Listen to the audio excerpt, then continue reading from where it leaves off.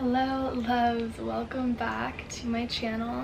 Thank you for being here. I have been wanting to make this video for a while, and it's honestly just all about how to live connected to your life. I feel like this was something that I embodied and learned and built over time, and I was just thinking about things that I kind of wish I knew when I started my quote-unquote spiritual journey, which I think is really just the return to ourselves in a lot of ways. But yeah, I just wanted to share a few things that I think we can all do exactly where we are and that are really potent and powerful, not just for like transformation and improving yourself, but just living, like I said, connected to your life and in your life, not kind of disconnected and out of it. And I think that a lot of us, all of us, fall into that disconnection, especially with everything in our world that does kind of take us out of the present moment. And living connected really just allows you to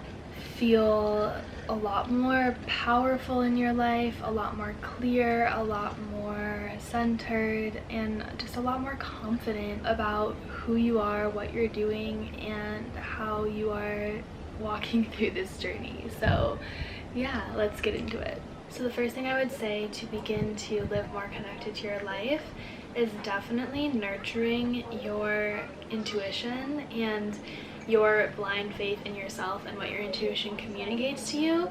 And I think that sometimes intuition is like a very worn out word in this like day and age of the spiritual community or like trend that's happening, but it is such an incredibly powerful tool that we all have access to in each moment.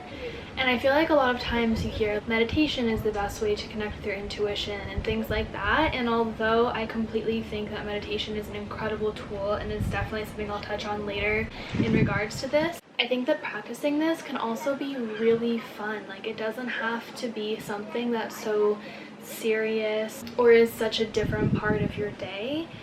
For example, the other day I was out shopping and I knew I wanted to find a black maxi skirt, and I had gone to like all the stores. I was pretty tired. I didn't find one. I was in Germany, so I'm not familiar with a lot of stores, so I wasn't going into a lot of that. I was leaving a Zara and I walked past the Mango, and as I was walking past it, I had that first thing that was like, you should go check in there. But then my logical mind came in and was like, you're tired, let's just go home, we haven't found it yet. And I walked 2 blocks, like probably more, maybe 4 blocks down, because they're really long blocks, and I like couldn't get that little voice in my head was like, go back and check that store, go back and check that store. So I was like, okay, I'm just gonna do it. I think a lot of times in those moments we just let logic override that voice, and obviously this is a very like lighthearted example, but I think the same thing happens with making career decisions or more important things that happen in life. So I walk back to the store, I walk into the Mango, and there's a rack of black skirts right there.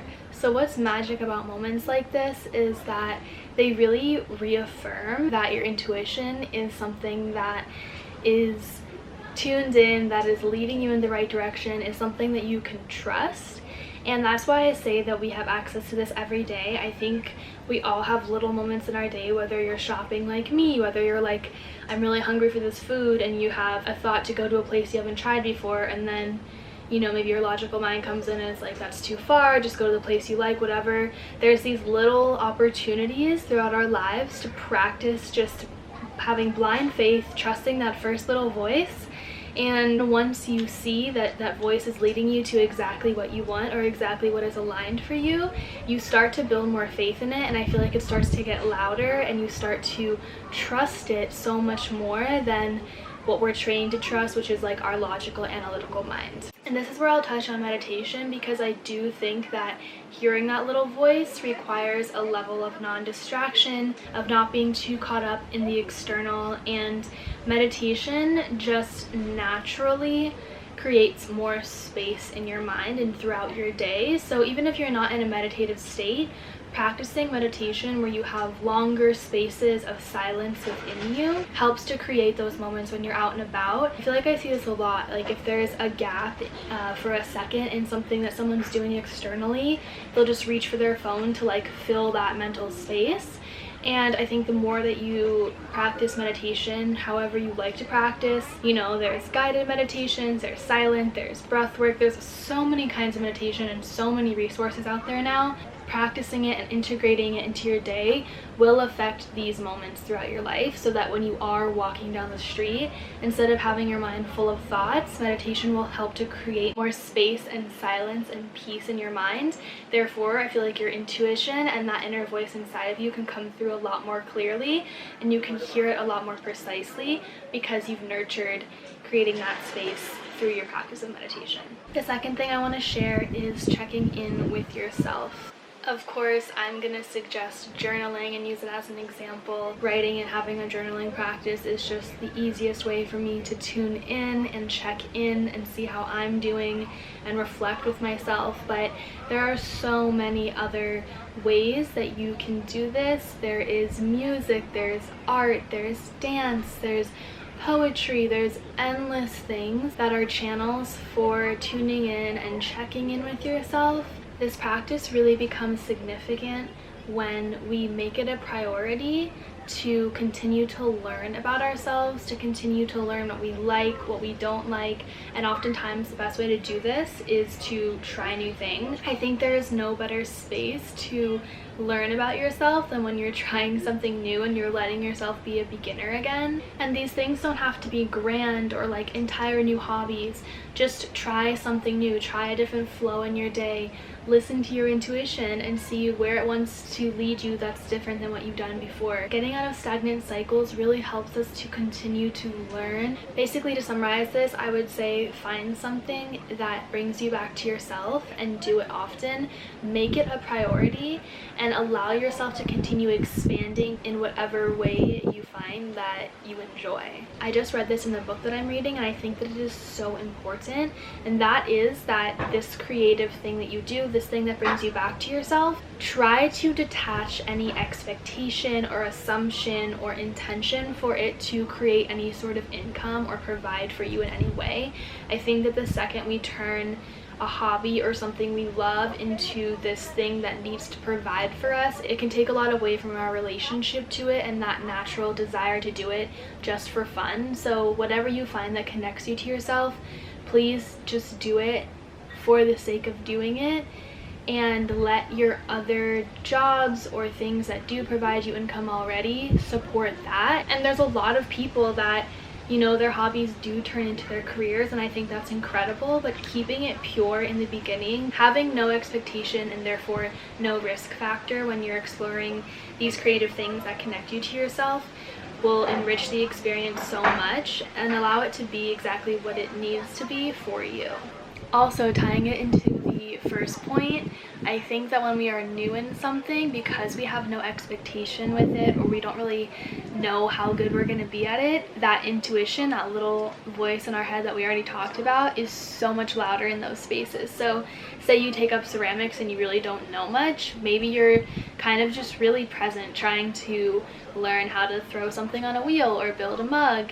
Then you'll get this random voice in your head or this random download of information or guidance that you needed that refers to some other part of your life. But because you've cleared that space and because there isn't like this logical voice in your head being like, you need to be this good at this or this needs to provide for you in this way, it's just another space where our intuition can come through so clearly and so beautifully. The last thing that I want to share that was so helpful for me when I was building this relationship with my intuition, when I was still having doubt about how powerful I am, and that is to stay awake in the world. Really putting effort into being an observer and practicing your power of manifestation and influence in the physical reality will transform the way that you think about your life and every aspect of it. The more that you practice manifestation and you prove to yourself that you do have an influence on your life and what is going on around you,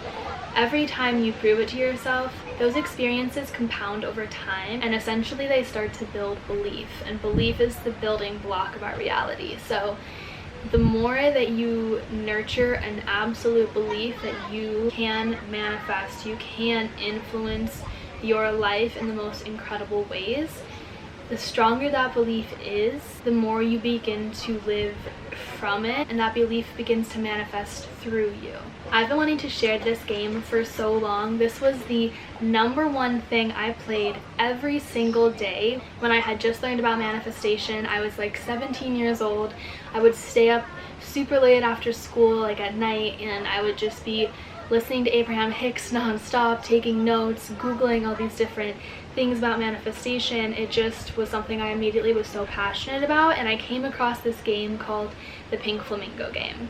And this game, single-handedly, was the thing that proved to myself that I manifest every single day and every single thing in my life. And therefore, I'm responsible for how my life unfolds and how I respond to what's happening and how I learn from what's happening. Okay, so the game is that you pick 1 to 3 super random things that you will see in your reality or come across in your reality that day. And sometimes you can play it, you know, over an expanse of a few days if you don't see everything the first day. Sometimes the speeds are different, but again, you just get to learn that some manifestations come quicker than others. So yeah, so the reason it's called Pink Flamingo game is because I think for most people, it's kind of rare to see a pink flamingo in your everyday life. So you want to pick an object that you don't see every day. So you wouldn't pick like grass or clouds because you see that every day, but a pink flamingo, probably not.